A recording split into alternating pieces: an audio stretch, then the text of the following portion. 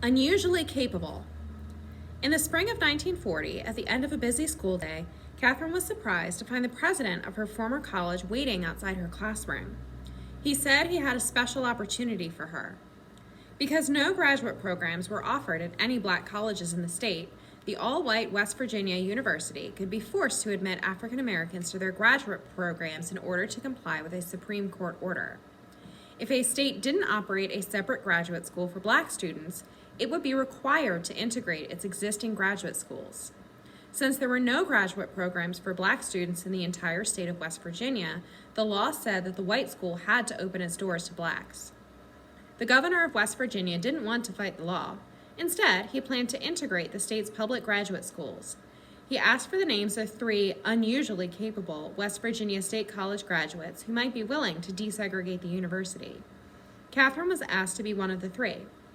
The other 2 were men who would be entering the law school. Catherine accepted a place in the graduate school studying mathematics. On her last day teaching at the high school, Catherine's principal presented her with a full set of math reference books. He wanted her to succeed, and he feared that, as one of the school's first black students, she might have trouble accessing the books she needed at the white school's library. Catherine enrolled in West Virginia University's summer session. Her mother moved to Morgantown, West Virginia, to room with her daughter, hoping to help her navigate what could be a difficult situation if the white students chose to bully her or call her names. As it turned out, most of the white students welcomed Catherine, and some went out of their way to be friendly. Only one classmate gave her any trouble, and that student just tried to insult Catherine by ignoring her. The professors treated her fairly, and Catherine more than met the academic standard. Her greatest challenge, finding a course that didn't repeat what she had already learned. At the end of the summer session, Catherine found that she and her husband were expecting a baby. Being quietly married was one thing, but having a baby was another.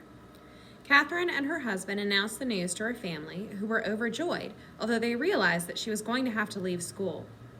Catherine became a full-time wife and mother. She and Jimmy eventually had 3 daughters. She never regretted putting her family life ahead of graduate school.